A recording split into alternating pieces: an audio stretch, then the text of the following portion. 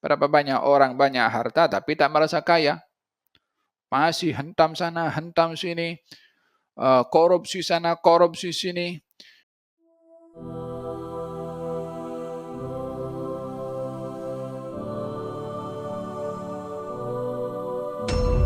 Ya, karena mata ini bila nampak duit, dah bertukar warna semua.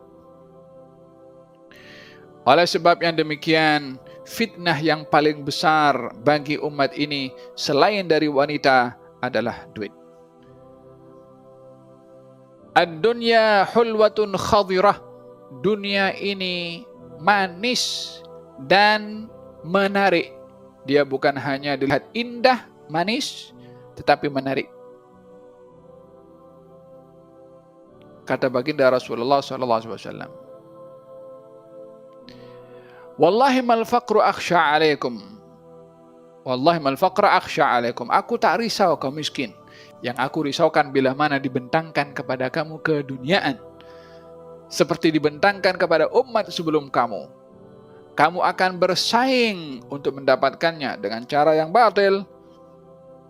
Seperti sebelum kamu sudah pun bersaing, dunia akan membinasakan kamu seperti sudah membinasakan mereka.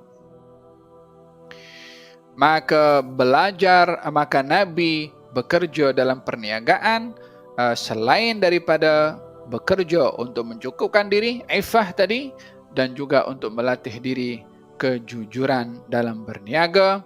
Oleh sebab yang demikian, baginda Rasulullah SAW menekankan dalam perniagaan, dalam jual beli, nilai kejujuran. Tidak ada rasa hina, rendah atau kecil dengan pekerjaan yang mungkin dilihat pekerjaan itu susah dan pikul kayu ke sana kemari. Yang dilihat adalah bukan bentuk kerjanya, tetapi nawaitu ketika bekerja itulah yang ada nilai di sisi Allah Subhanahu wa taala. Dalam satu athar dinyatakan ada orang yang bekerja mencangkul sehingga tangannya itu melepuh. Tujuan pekerjaannya untuk memenuhi dirinya sendiri dan ahli keluarganya tanpa menjadi beban kepada orang. Tangan itu dipegang oleh Nabi SAW sebagai tanda penghargaan kepada orang yang bekerja hasil daripada pekerjaannya sendiri dan tidak meminta-minta kepada orang. Laisal ghina bi kathratil 'arad walakinnal ghina ghina an-nafs.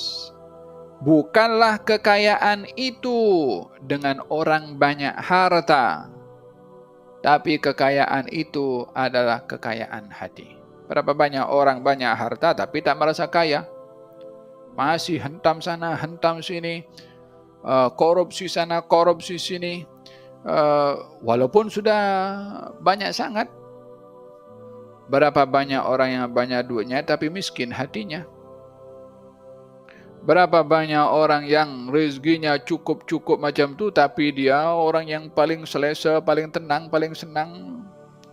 Boleh ketawa, boleh tidur tanpa pakai ubat.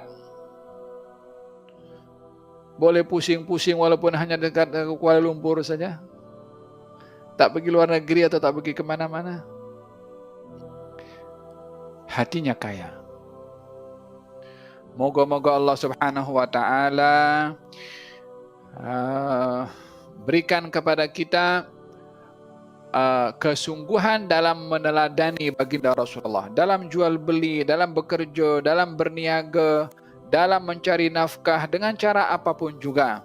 Dianugerahkan oleh Allah jujur dan juga amanah, dan diberikan oleh Allah rezeki yang halal, yang barakah, yang bersih daripada syubhah, apatah lagi yang haram. Dan moga-moga Allah Subhanahu wa taala turunkan bantuannya, pertolongannya kepada mereka yang kehilangan kerja, yang kehilangan sumber mata pencaharian disebabkan oleh kerana wabak yang sedang berlaku ini. Moga-moga Allah Subhanahu wa taala buka untuk mereka pintu-pintu rezeki yang lebih baik daripada tempat yang mereka kerja sebelum ini.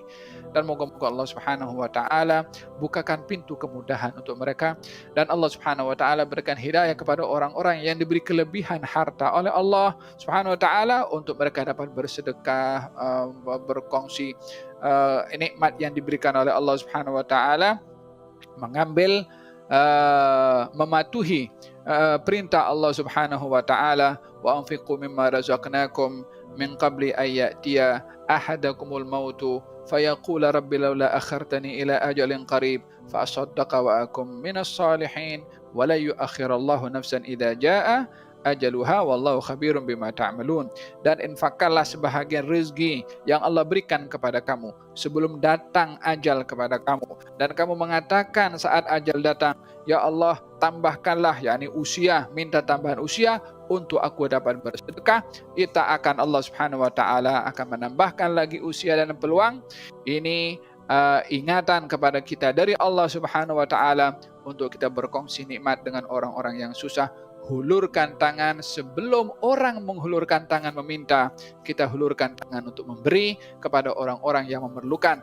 Cari orang-orang yang paling dekat dengan kita daripada kerabat, teman, jiran, dan orang-orang yang memerlukan untuk kita dapat berkongsi sebagai sifat solidarity, kemanusiaan, sebagai sifat persaudaraan, dan juga sebagai sifat ihsan yang diperintahkan oleh Allah Subhanahu wa taala, wa ahsin kama ahsanallahu ilaik. Berbuatlah kamu ihsan seperti Allah berbuat ihsan kepada kamu. Moga-moga Allah Subhanahu wa taala memberikan kepada kita hidayah dan taufik, dan juga diberikan oleh Allah Subhanahu wa taala kesungguhan di dalam menghayati sirah Nabi Muhammad sallallahu alaihi wasallam dan juga mengikuti, mengamalkan. Amin Allahumma amin. Amin Allahumma amin. Amin Allahumma amin. Bismillahirrahmanirrahim. Alhamdulillahirabbil alamin. Allahumma shalli wa sallim ala sayyidina Muhammadin fil awwalin.